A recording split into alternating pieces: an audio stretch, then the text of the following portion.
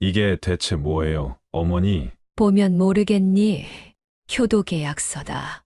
효도 계약서요? 무슨 말 같지도 않는 소리를 하세요. 말이 안 되면 어쩔 거니? 우리가 우리 돈 가지고 그렇게 하겠다는데. 진짜 이러시는 거 아니에요. 아들과 저희 대화는 점점 격해져 갔습니다. 이때를 생각하면 아직도 가슴이 철렁합니다. 아들과 아이의 연이 끊어질 수도 있다는 생각으로 저는 그 일을 저질러 버린 것이니까요. 물론 아들이 정신을 차리길 바라는 마음이 컸습니다. 하지만 아들은 화를 내면서 그것에 대해서 받아들일 수 없다는 눈치였죠.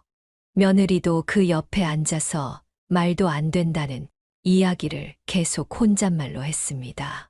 안녕하세요. 인생을 바꾸는 관점입니다. 이게 어떻게 된 일일까요?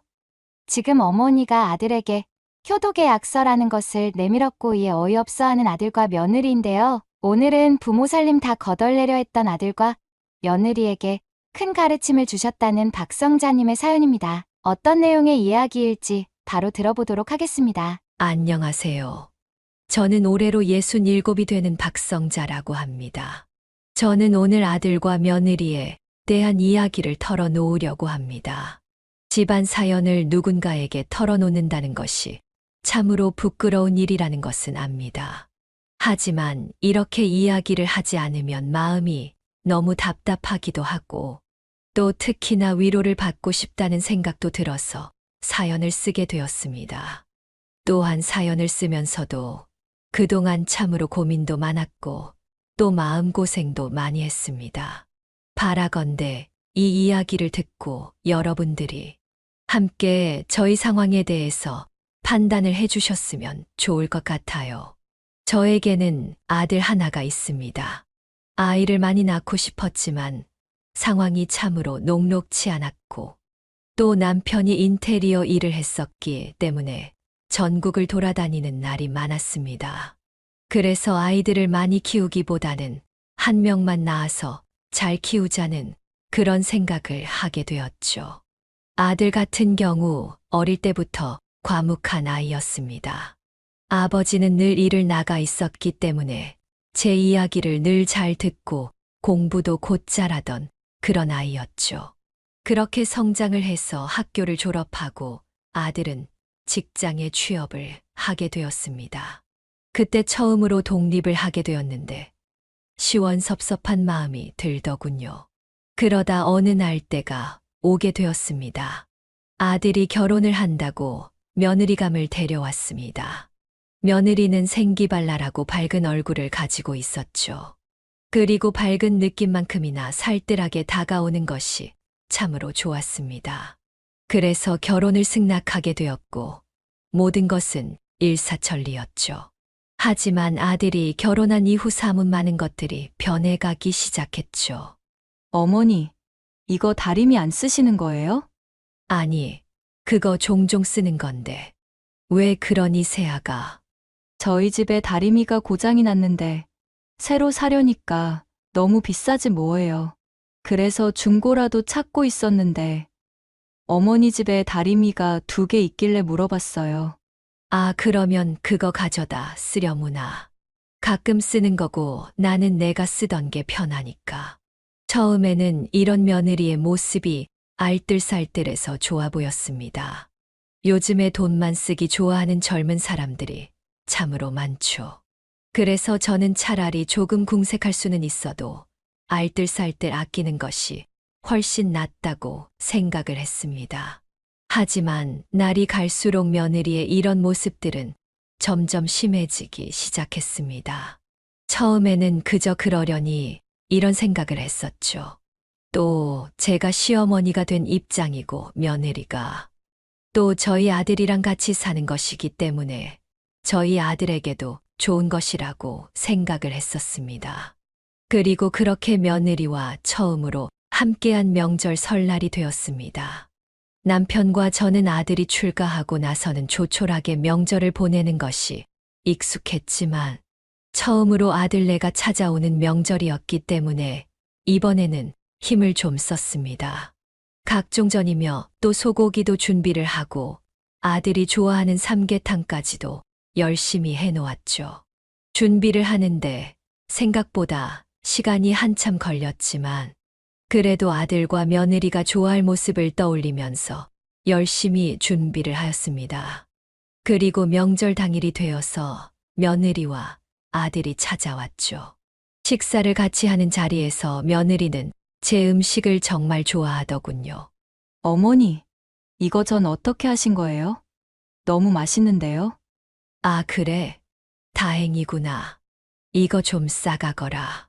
혹시 조금 더 싸가도 돼요? 저희 어머니 드리면 진짜 좋아하실 것 같아요. 저는 오히려 그 이야기가 더 반가웠습니다. 자기 어머니를 생각하는 마음도 갸륵했고 또 제 음식이 그렇게 맛있었다니 기분이 좋았죠. 하지만 생각보다 아들네는 일찍 자리를 떴습니다. 왜 벌써 가니? 이제 장모님 댁에 들렸다가 저희도 좀 쉬고 일할 게 있어서요. 일이 그렇게 바쁘니 아시잖아요. 요즘 회사에서 살아남으려면 쉽지 않아요. 계속 무한 경쟁이에요. 아들의 말에 저는 아쉬웠지만 또 요즘처럼 경쟁이 심한 시대에는 어쩔 수 없구나 그런 생각도 들었죠. 그런데 갑자기 며느리가 캐리어에서 반찬통을 꺼내 음식을 담기 시작하는 게 아니겠어요? 온갖 반찬을 싹 쓸어 담더군요. 김치까지도 거의 반절을 가져가는데 솔직히 속으로 너무 많이 가져간다는 생각이 들었습니다. 안 그래도 제가 아련히 잘 싸줬을 텐데 며느리는 저에게 묻지도 않고 냉장고를 싹 다 뒤져가며 먹을 만한 건 전부 다 챙겼습니다. 너무 어이가 없어 아무 말도 나오지 않았어요. 저와 남편이 많이 먹는 건 아니더라도 그래도 어느 정도 기간 동안 먹을 양을 맞춰서 만들어 놓은 것인데 말이에요.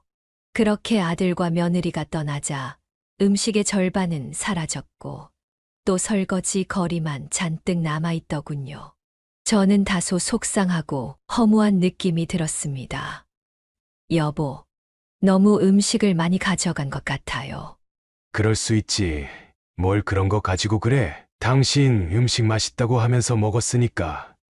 그거면 됐지 뭐. 그래도 좀 아니지 않나 싶기도 하고. 음식 가지고 너무 많이 가져가네 뭐네. 우리 나이에 따지는 것도 그렇고. 뭐 우리 아들도 잘 먹을 테고 사돈네도 잘 먹을 테니까 좋은 일이지 뭐. 그런가요? 그래도 좀 그렇네요. 저는 남편과 이야기를 하면서도 찝찝하고 좀 그렇다는 생각을 하게 되었습니다. 아깝다는 것은 아니었지만 그래도 이건 좀 선을 넘은 것은 아닌가 그런 생각이 솔직히 있었죠. 하지만 정말 남편의 말처럼 음식 가지고 왈가왈부하는 것도 쪼잔해 보일 것 같았기 때문에 그냥 그러려니 하고 넘어가게 되었죠. 하지만 점점 며느리의 빈대근성은 심해지게 되었습니다. 종종 저희 집에 찾아오면 항상 빈손으로 가는 일은 없었습니다. 어머, 이거 홍삼 아니에요? 그래, 그거 선물로 들어왔는데 좋은 거라고 하더구나. 이거 몇 개 가져가도 돼요? 몇 개, 그거 몇 개 가져가서 어디다 쓰려고? 요즘 남편 기력이 허한 것 같아서 좀 먹여볼까 해서요. 병식이가 몸이 요즘 안 좋든?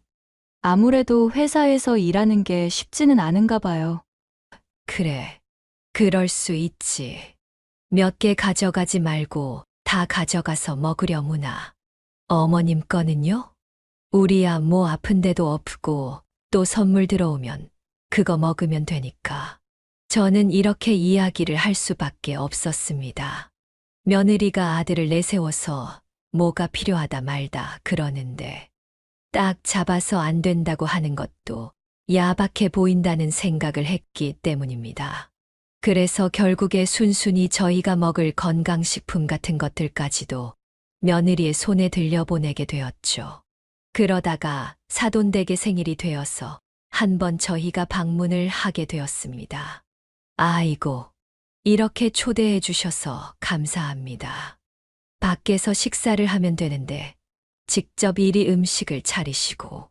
그래도 직접 한 번은 제가 대접을 해드리고 싶어서요. 그렇게 사돈댁은 친절하게 저희에게 음식들을 차려주었고 생일 케이크까지 놓고서 축하를 하게 되었습니다.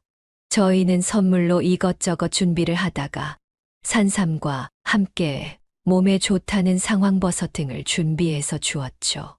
고가의 선물이었지만 그래도 사돈댁에 처음으로 방문한 것이었고 또 음식 대접을 받는 만큼 이 정도 선물은 준비해야 할 것 같았습니다. 아이고, 뭘 이런 걸 다 준비를 하셨대요. 그래도 빈손으로 올 수가 있나요? 산삼이랑 버섯 다 몸에 좋은 것이니까 쓰시더라도 꼭 챙겨 드세요. 너무 감사합니다. 남편이 세상을 떠나고 홀로 몸을 챙기는 게 힘들었는데 이렇게 챙겨주시네요. 저는 그 이야기를 들으면서 안쓰러운 마음도 들었습니다. 사돈의 남편 같은 경우 10년 전에 지병으로 세상을 떠났기 때문이었어요. 그래서 혼자 적적하게 지내는 시간들이 많을 것이란 생각에 걱정이 많았죠. 하지만 이야기를 나눠보니까 해외여행도 다니고 이리저리 모임도 하고 예상외로 아주 바쁘게 지내는 것처럼 들렸어요. 생각보다 잘 지내는 모습에 다행이라는 생각이 들더군요. 그렇게 식사를 마치고 다과를 먹는데 집 구석에 놓인 홍삼 세트가 보이더군요. 예전에 제가 며느리를 통해서 아들에게 보냈던 것과 같은 제품이었습니다. 저는 그냥 며느리가 아들한테 먹여보고 좋으니까 자기 엄마한테도 선물을 준 건가 이렇게 생각을 했습니다. 그러다 자꾸만 집안 곳곳에 눈길이 갔는데 예전에 제가 주었던 다리미 같은 것들도 사돈댁에 있는 게 아니겠어요? 이쯤 되니까 우리 집에서 물건들을 가져다가 사돈댁에 가져다 주는 게 아닌가 하는 의심이 들기 시작했어요. 하지만 아버지를 잃고 또 엄마 혼자서 사는 것이 힘들어 보여서 그럴 수는 있겠다는 생각을 하긴 했습니다. 사는 집과 가구를 보면 사돈댁은 경제적으로 여유가 있어 보였지만 그래도 또 이게 딸아이의 심정으로는 부자이든 아니든 간에 또 다른 느낌이 들 수가 있으니까요. 그리고 한 달이 지나 제 생일이 되었습니다. 이번에는 제가 대접할 때가 되지 않았나 이런 생각을 했죠.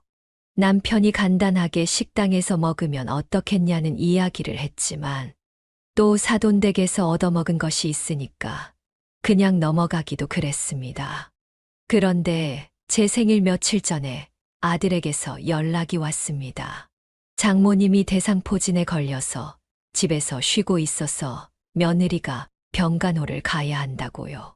그리고 아들은 출장을 가야 해서 이번 생일은 그냥 선물을 보내드리겠다고 이야기를 했습니다. 저는 알겠다고 이야기를 했지만 다소 아쉬운 그런 마음을 감출 수가 없었죠. 그런데 생각을 해보니까 사돈이 아프면 뭐라도 좀 챙겨서 가져가야 하는 것이 아닌가 싶었습니다. 남편은 제가 하는 것이 오지랖이라며 더 부담 주는 것이라 하지 말라고 했지만 저는 마음을 전하고 싶었어요. 그래서 저는 생일날 마침 시간도 많이 있었고 그래서 음식을 싸서 사돈댁으로 향했습니다. 물론 며느리에게 전화를 했지만 받지 않아 사돈댁에 반찬 좀 가지고 가겠다고 문자를 남겼죠. 일전에 한 번 갔던 터라 그래도 가는 길은 수월했습니다. 사실 이렇게 바리바리 음식을 싸들고 어딘가 가는 것을 선호하지는 않지만 그래도 사돈이 빠르게 쾌차하길 바라는 마음뿐이었죠. 그렇게 사돈댁이 있는 고급 아파트에 도착을 했습니다. 저희 집도 못 사는 편은 아니었지만 확실히 사돈댁은 상당한 부자라는 것이 아파트 전경에서부터 드러났습니다. 결혼을 할 때 사돈댁이 좋은 집안이었다는 것도 결혼을 승낙할 때 분명 무시할 수 없는 부분이었었죠. 이렇게 이런저런 생각을 하면서 사돈댁으로 향했습니다. 1202호라는 숫자를 보고서 벨을 눌렀습니다. 하지만 아무런 응답이 없었습니다. 어디 나갔나? 저는 이런 생각도 들었습니다. 대상포진 같은 경우 워낙 아프기 때문에 병원에 가서 링게를 맞는 그런 경우도 있으니까요. 입원까지 하기도 하고요. 그래서 혹시나 저는 그런가 싶어 아들에게 전화를 걸었지만 받지 않더군요. 아들이 안 받으니 며느리에게 전화를 했습니다. 역시나 통화가 되질 않았습니다. 상황이 이렇게 되자 싸온 음식을 어쩔까 고민을 했죠. 저는 일단 다시 내려와서 경비실로 향했습니다. 일단 혹시나 해서 경비실에 물어보면 알까 싶었기 때문입니다. 안녕하세요. 저 1202호 사돈되는 사람인데요. 혹시 1202호 사람이 없던데 어디 가신지 아시나요? 경비실에 이런 걸 말하고 다니는 사람은 없기 때문에 당연히 모를 것이라 생각을 했습니다. 하지만 경기실에서는 의외로 알고 있더군요. 1202호 사모님이요. 며칠 전에 어디 가시는 것 같던데요. 그래요? 알겠습니다. 저는 며칠 전에 나갔다고 한다면 병원에 입원을 했나 이런 생각을 했습니다. 괜히 걱정 끼치기 싫어서 말하지 않았나 싶기도 했고요.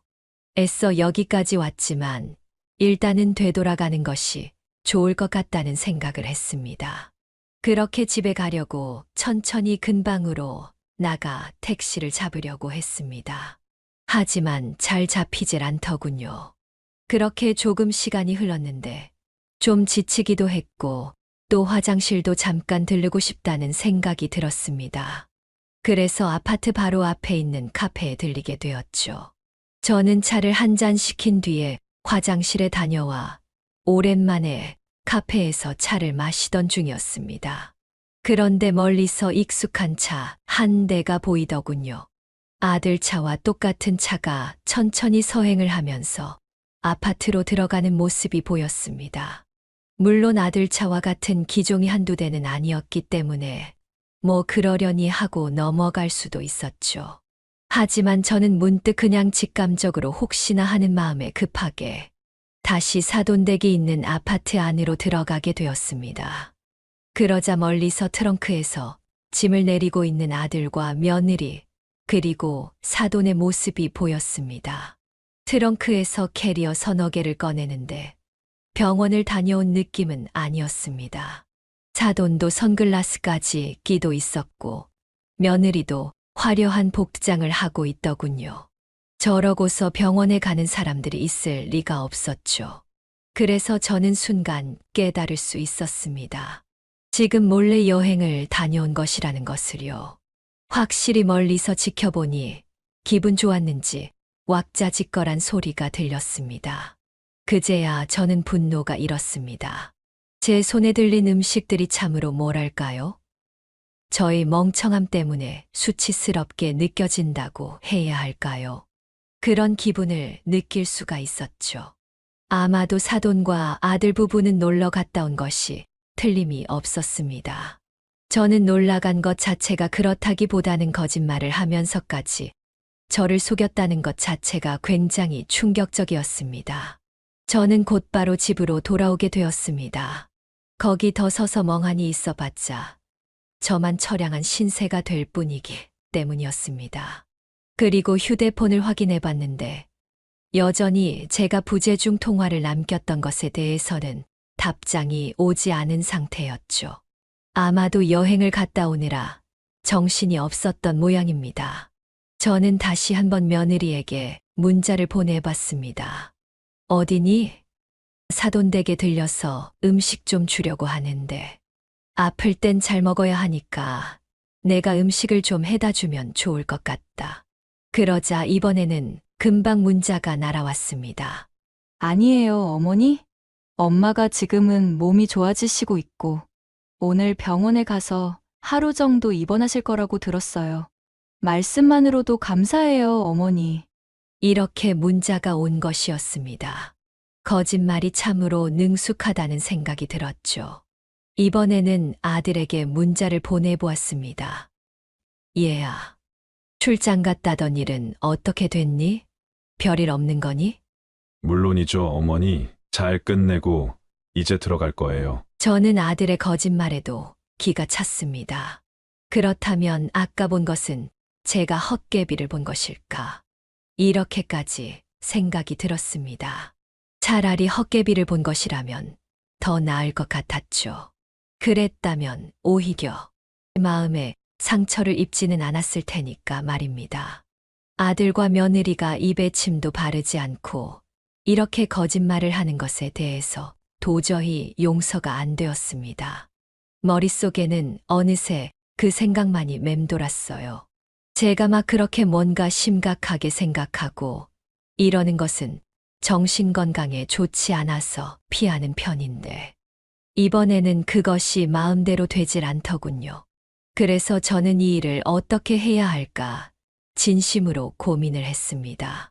그렇게 어떻게 해야 할지 모르겠는 상태로 혼자 끙끙 앓으며 시간이 흘렀습니다. 누구에게 말하기도 힘든 일이었고 인생에서 처음 겪는 일이라 어떻게 해야 할지를 정말 모르겠더라고요. 시간이 지나도 같은 상황들이 여전히 반복이 되었습니다. 이번에는 며느리는 더 대놓고 찾아와서 각종 음식이며 과일이며 이런 것들을 가져가기 시작했습니다. 뭐만 사다 놓으면 나만 하는 것이 없었죠. 전자제품이든 혹은 다른 음식이든 마찬가지였습니다. 그나마 쌀은 안 가지고 가니 다행이라고 할 수 있었죠. 심지어 아들은 찾아와서 자꾸만 돈 이야기를 꺼내기 시작하더군요. 뭐 때문인지 알 수는 없었는데 어느 순간부터인가 아들의 입에서 돈 이야기가 계속해서 나오는 것이 참으로 묘했습니다. 물론 애초에 아들에게 돈을 물려줄 생각은 하고 있었습니다. 더 정확히 말하자면 땅이었는데요. 원래 아들에게 증여를 통해서 지방에 사뒀던 땅을 주려고 저희 부부는 계획을 하고 있었습니다. 그런데 아들이 그걸 좀 빨리 줄 수 없겠냐며 재촉을 하기 시작한 것이었죠. 그래서 저는 뭔가 미심쩍기도 하고 찝찝했습니다. 벌써 거짓말을 하기 시작하는 아들과 며느리인데 계속해서 땅을 빨리 달라고 하는 모양새가 제 마음을 상당히 불안하게 만들었습니다. 하지만 남편은 아무것도 모르고 있었죠. 제가 그 이야기를 굳이 하지는 않은 상황이었기 때문이었습니다.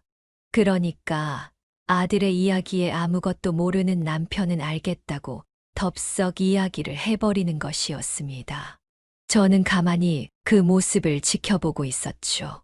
이제는 아들네 부부에게 저희는 완전히 음식이 나오는 자판기, 돈이 나오는 통장, 이런 것으로 전락한 것이 아닌가 생각이 들었습니다. 더군다나 아들은 저희 집안의 제사도 참여하지 않기 시작했습니다.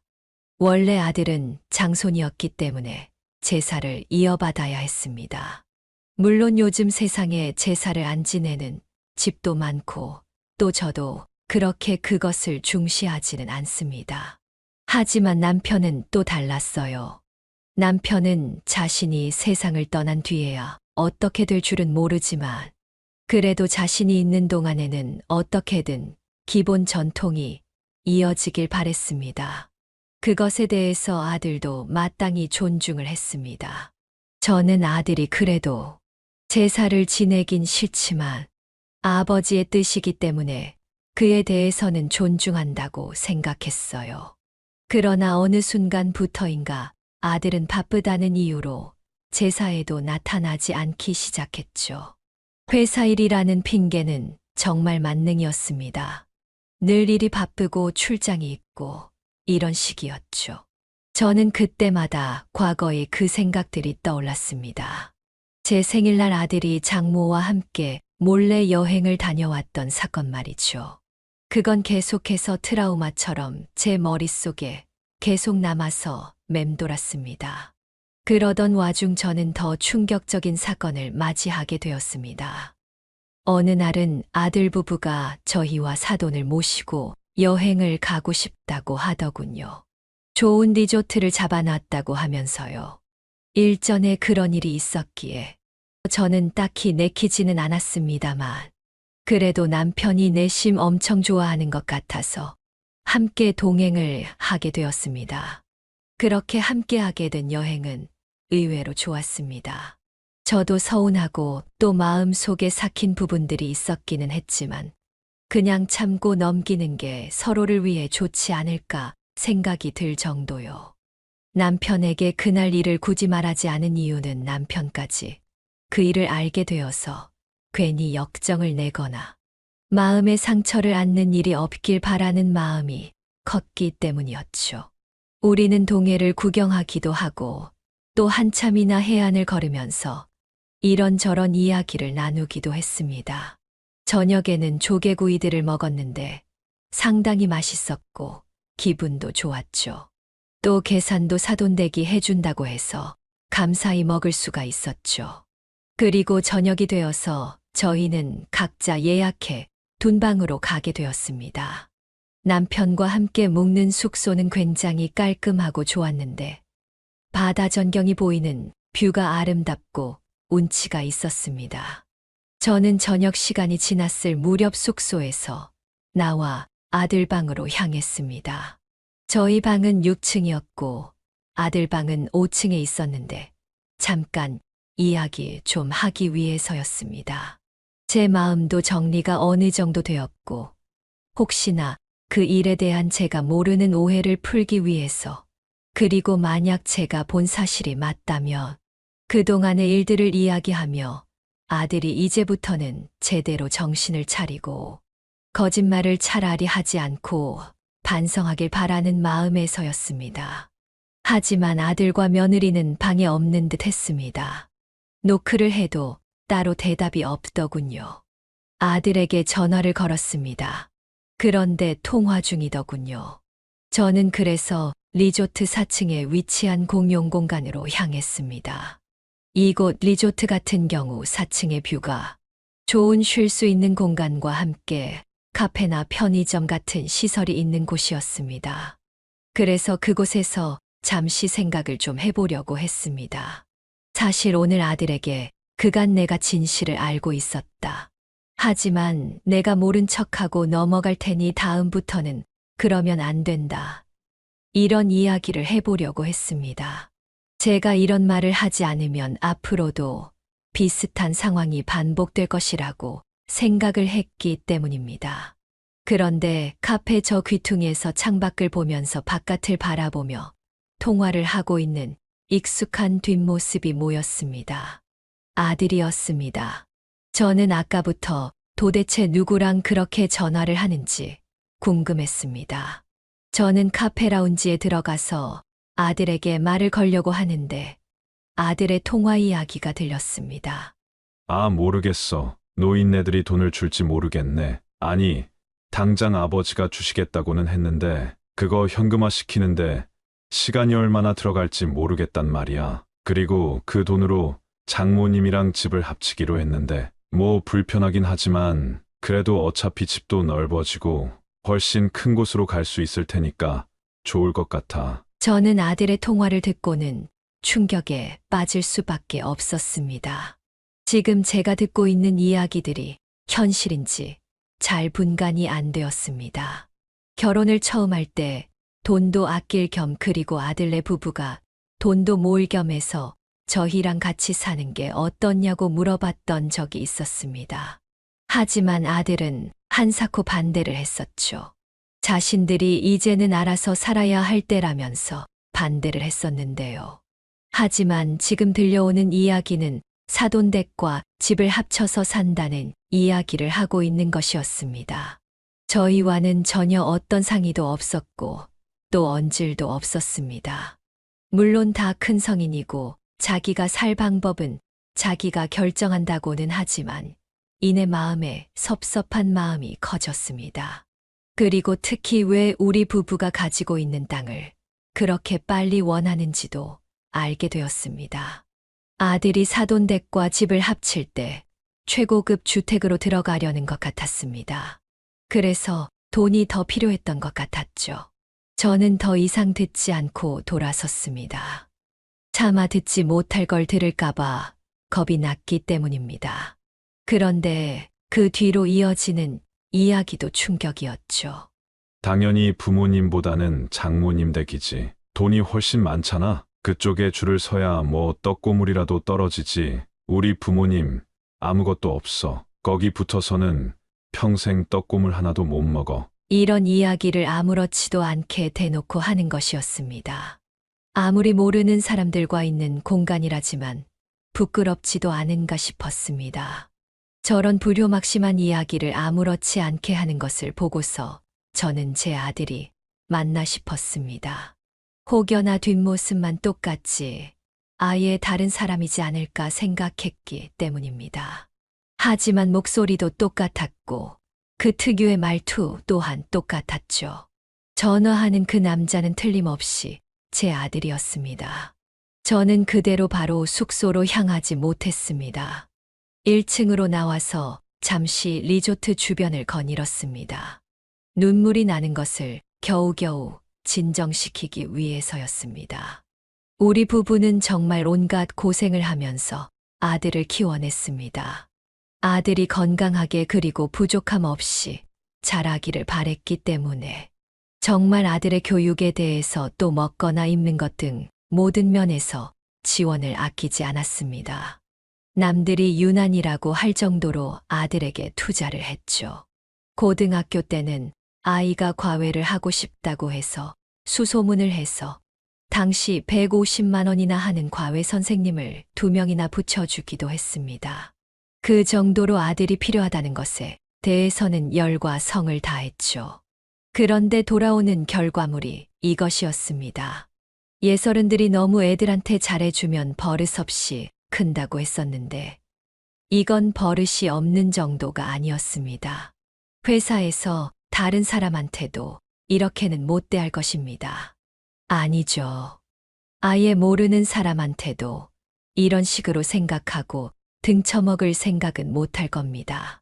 지엠이랑 애비가 참으로 만만하게 보였구나. 이런 생각이 많이 들었습니다. 저는 그렇게 1시간 남집 바깥에서 한참을 생각하고 걸은 뒤 다시 리조트로 돌아왔습니다. 그렇게 숙소로 향하는데 며느리가 있는 것이 보였습니다. 며느리는 저에게 반가운 얼굴을 하면서 다가왔습니다. 어머니, 어디 다녀오세요? 그래, 바람 좀 쐬고 왔다. 여기 바다가 생각보다 괜찮죠? 그래, 그렇더구나. 어머니, 그이한테 들었는데 이번에 땅 증여해 주시기로 하셨다면서요. 아, 그래, 들었구나. 내 오빠가 이야기해줬어요. 그런데 어머니, 그 땅 언제쯤 받을 수 있을까요? 왜? 돈이 필요한 거니? 그게 아니라 증여세도 내야 하고 또 이래저래 잘 투자를 해야 해서 생각을 해보고 있어서요. 오빠랑 많이 이래저래 고민해보고 있는 중이에요. 그렇구나. 부동산 같은 걸 투자할 생각이니? 네. 어떻게 아셨어요? 아무래도 저희 집 팔아서 그 땅 판 돈이랑 해서 좀 땅값이 올라갈 것 같은 아파트를 살까 고민을 많이 하고 있었는데, 요즘 재테크야 부동산이 가장 안전하니까. 그쵸?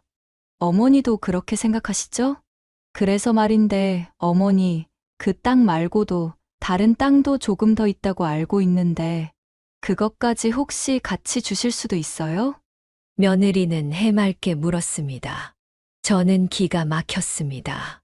남편이 평생 전국 팔도를 돌아다니면서 모은 재산이었고 또 저 역시도 틈틈이 이런저런 일들을 해가면서 모은 돈이었습니다. 그 돈으로 투자한 땅들이었고 또 지금의 집도 얻게 되었습니다. 나중에는 우리 집까지 내놓으려고 할까봐 저는 겁이 났습니다.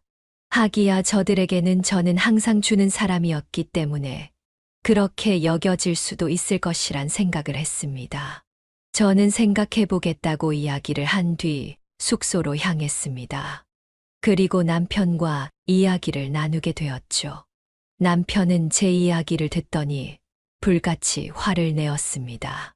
그런 후레자식이 있냐면서 욕을 하고 당장 다리 몽둥이를 부러뜨리겠다며 화를 내었죠. 하지만 저는 그렇게 화를 낸다고 해서 해결될 일이 아니라고 이야기를 했습니다. 사실 여기에서 화를 내어봤자 무슨 의미가 있을까요?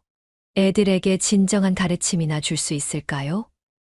화를 내봤자 애들은 아무런 반성도 없이 그냥 저희랑 연을 끊고 살면 그만일 것이라고 생각할 것 같았습니다.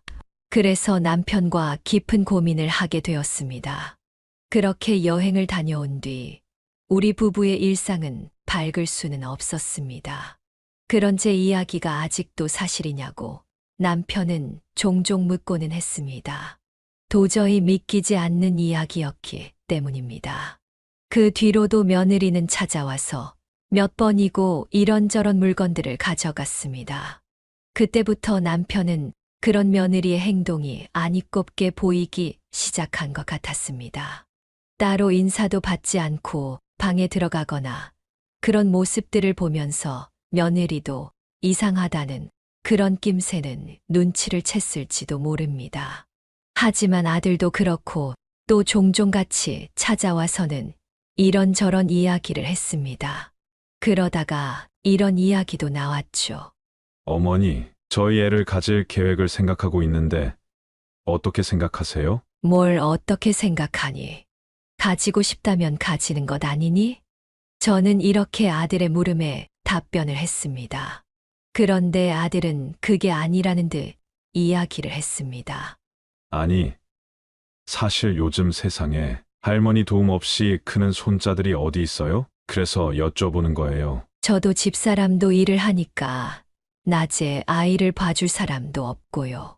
즉, 아들의 말은 저에게 애를 봐달라는 그런 뜻이었습니다.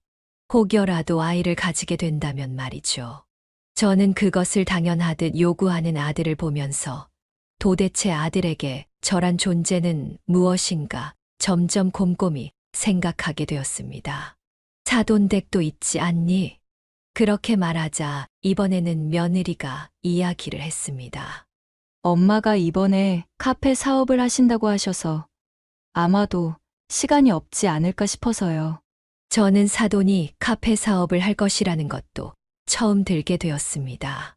돈이 만만치 않게 들 텐데 뭐 있는 돈 없는 돈 다 끌어모은 거죠. 이번에 사업한다고 집도 파신다고 하셨어요. 그제야 저는 상황이 어떻게 돌아가는지 정확하게 알게 되었습니다. 그러니까 저희 부부에게서 땅을 받아가야 할 이유가 바로 이것이었습니다. 사돈은 사업을 생각하면서 자기 고급 아파트를 팔 생각이었던 것입니다.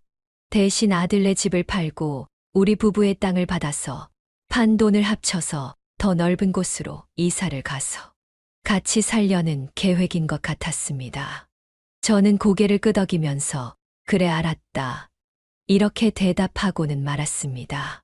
뭘 별다른 이야기를 해줄 것도 없었고 저희 부부는 여전히 아들네에게 제대로 가르침을 줘야겠다고 생각을 하고 있었기 때문입니다. 그런 생각을 하고 있는데 며느리가 이번에도 뭔가 욕심을 내기 시작했습니다. 어머니, 저 로봇 청소기 쓰세요? 못 보던 것인데. 아니, 안 쓰고 있다. 선물로 받았지. 로봇 청소기 같은 경우 지인이 자기가 샀는데 한 번도 안 썼다면서 아까워서 저 준다고 해서 가져온 것이었습니다. 굉장히 비싼 녀석이라고 했는데 생각보다 막 그렇게 잘 사용하지는 않게 되더군요. 어머니, 저거 저희 주시면 안 돼요? 며느리가 물었습니다. 평소 같으면 제가 쓰지도 않는 것이고 아들이 사는 집이 깨끗하길 바라는 마음에 줬을 것 같습니다. 하지만 차마 그것이 이제는 입에서 떨어지질 않더군요. 아니, 저건 중고거래로 팔 거다. 제 말에 아들과 며느리는 놀란 얼굴이 되었습니다. 처음으로 거절을 했기 때문이었고 또 너무 단호하게 말했기 때문이었습니다. 어머님도 중고거래 하시는구나. 며느리는 어색하게 웃으면서 말했습니다. 아들도 뭔가 멋쩍은 얼굴로 이야기를 했죠. 저거 얼마나 하는데요? 그냥 우리 주시지. 아들의 말에 저는 정확히 말해줬죠. 121만 5천 원. 121만 5천 원이라고요? 생각보다 높은 가격에 아들이 놀란 표정을 지었습니다. 생각보다 비싸네. 중고거래로 파는 게 낫겠다. 아들은 그리 말하면서 땀을 삐지 흘리더니 하더니 이내 집에 갈 채비를 했습니다. 며느리는 뭐라도 하나 가져가고 싶은지 저에게 또 물었습니다. 어머니 지난번에 김치 맛있던데 저희 좀 더 주실 수 있어요? 그거 우리 먹을 거만 남아있다. 저는 다시 한번 단호하게 대답을 했습니다. 더 이상 며느리에게 끌려가서는 안 된다고 생각을 했죠. 아들은 오늘따라 왜 이러냐는 얼굴을 했지만 저는 그냥 무시를 해버렸습니다. 그리고 그렇게 아들 부부가 사라지고 나서는 더욱 곰곰이 생각을 했죠. 그리고 그날 밤 남편과 상의를 하게 되었습니다. 아무래도 우리 땅을 주는 것은 아닌 것 같아요. 하지만 주기로 했잖아. 그거 안 준다고 하면 난리가 날 텐데. 남편이 그래도 될까 하는 얼굴을 했죠. 하지만 오늘까지 아들네를 본 저의 입장은 바뀔 수가 없었습니다. 생각해봐요. 우리를 그저 돈줄로만 보고 있었다는 것도 그렇고, 올 때마다 이거 달라 저거 달라, 땅 달라는 이야기뿐이잖아요. 심지어 제삿날에도 제대로 오지도 않고, 또 이번 당신 생일에는 어땠어요? 이번 남편 생일에도 마찬가지였습니다. 아들은 뭔가 택배로 홍삼 같은 걸 보냈는데 축하한단 연락 한 번 하지 않았죠. 그러다가 또 며느리와 방문을 할 때마다 음식이든 물건이든 전자제품이든 뭔가를 꼭 하나씩 들고 갔습니다. 저는 그래서 이번 설이야말로 제대로 아들과 며느리에게 이야기를 하자는 생각을 했습니다. 그리고 그렇게 설이 다가오게 되었죠. 저는 이번 설에 아들과 며느리가 방문을 하자 이렇게 이야기를 했습니다. 잠깐 앉아봐라. 그리고는 밥도 먹기 전에 서류를 2장 내밀었죠. 그 안에는 제가 그동안 생각했던 다양한 내용들이 담겨 있었습니다. 이런 식으로 이야기를 하고 싶지는 않았지만 어쩔 수 없구나. 이게 뭔데요? 어머니, 아들이 서류를 바라보면서 물어봤습니다. 서류는 바로 효도계약서, 즉 부양계약서였습니다.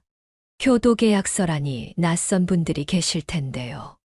뉴스에서 가끔 볼 수 있을 만큼 우리나라에서는 이미 부모의 돈을 노린 자식들이 그 돈을 빼돌리고 자신은 호가호위를 누리면서 부모를 버리는 사건들이 제법 있었죠. 얼마 전 우연히 본 뉴스 하나가 제가 이 서류를 쓰게 된 시발점이 되었습니다.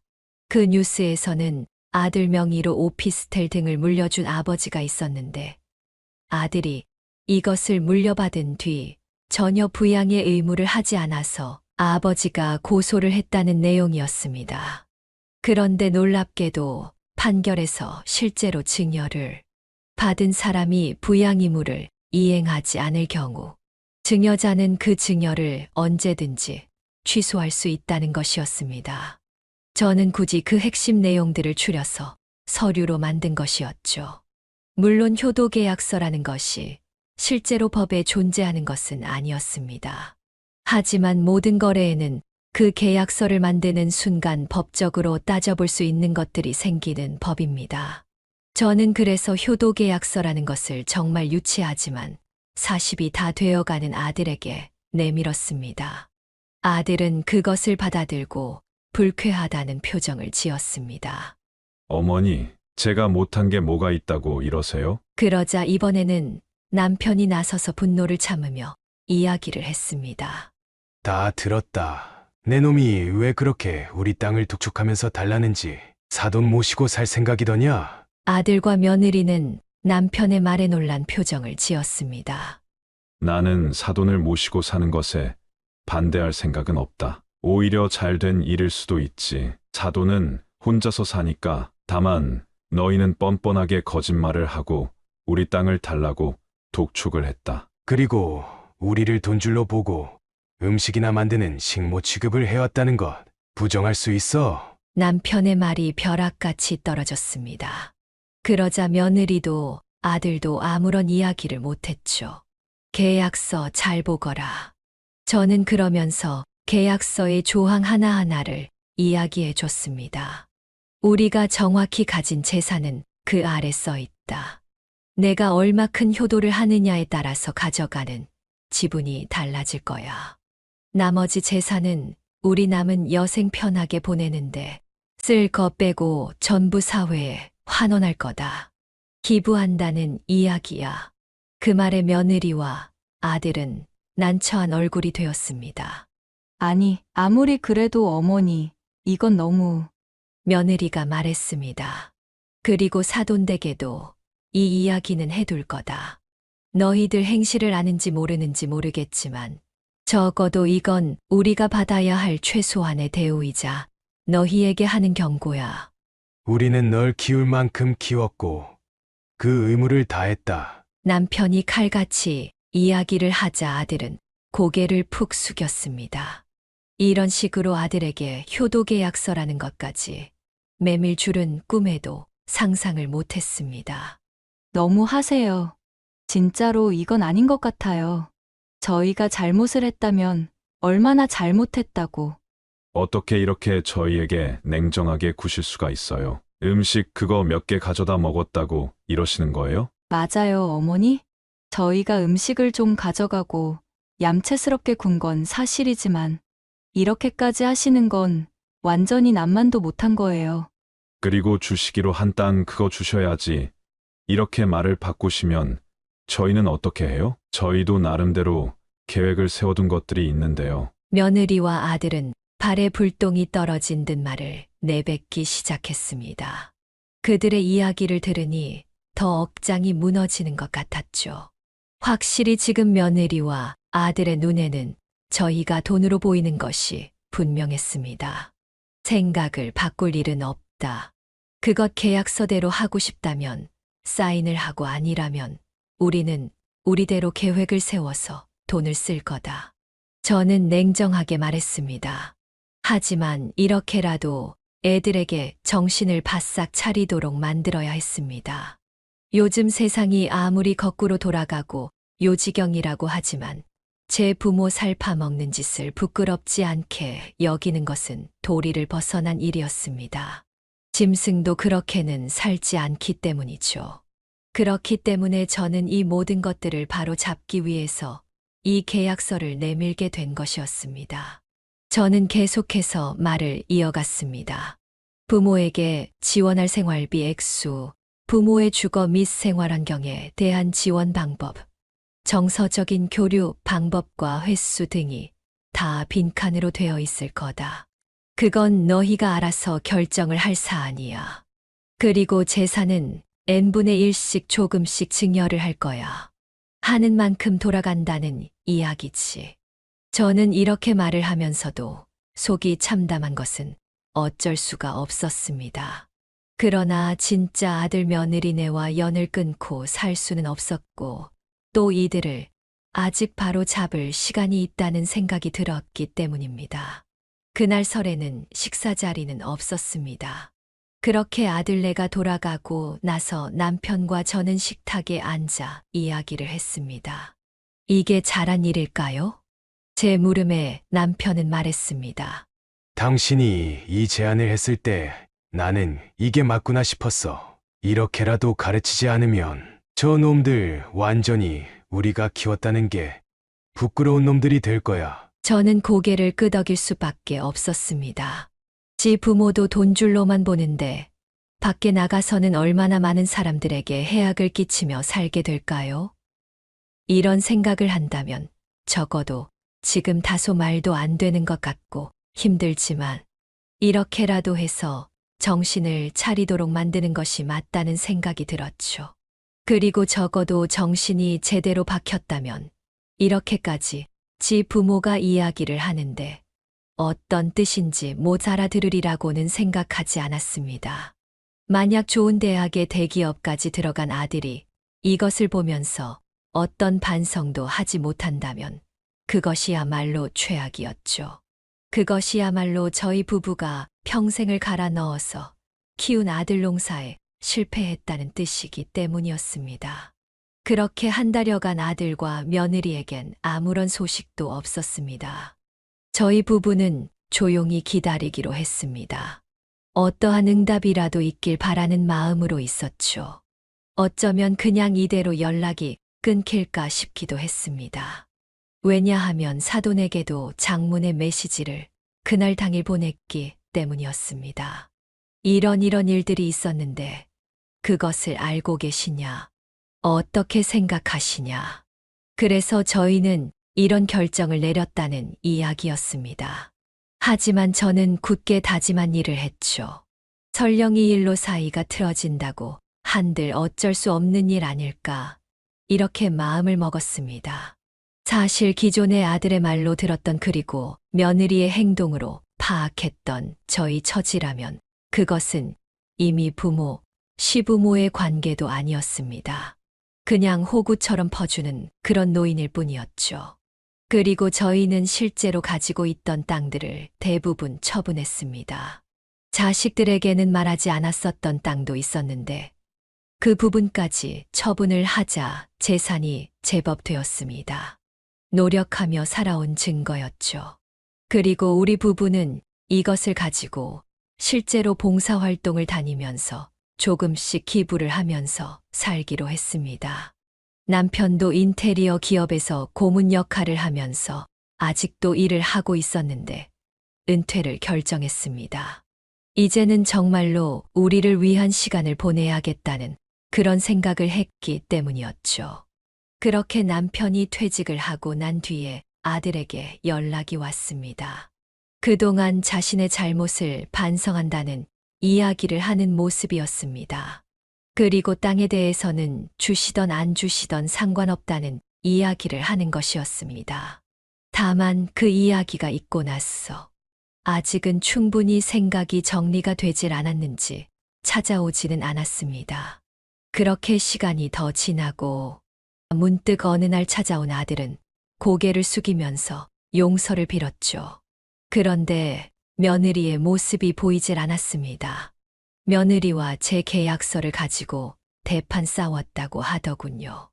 너무하신 것 아니냐며 그런 이야기를 했다고 하는데 자신은 이걸 보고 다시 옛날 생각들이 나면서 부모님에게 이렇게 하는 것은 아닌 것 같다라는 생각을 했다고 합니다. 그리고 며느리는 친정에 가 있는 상태라고 하는데 딱히 연락은 없다고 하더군요. 효도 계약서 같은 건 말도 안 된다고 말한 것이 마지막이었다고 했습니다. 모르겠습니다. 제 아들이 며느리와 앞으로 어떻게 될지 말이에요. 하지만 최소한 적어도 정상적인 생각은 가지고 살아야 하지 않겠어요? 아무리 각박하고 돈이 전부인 것 같은 세상이라고 하더라도 말입니다. 아들 같은 경우 종종 찾아오기는 하는데 그 사과와 말이 진실일지는 아직 모르겠습니다. 또한 저희 부부는 실제로 아들에게 내밀었던 효도 계약서를 그대로 이행할 생각입니다. 생각해보니 이와 같은 방식으로 주는 것도 나쁘지는 않겠다라는 생각이 들더라고요.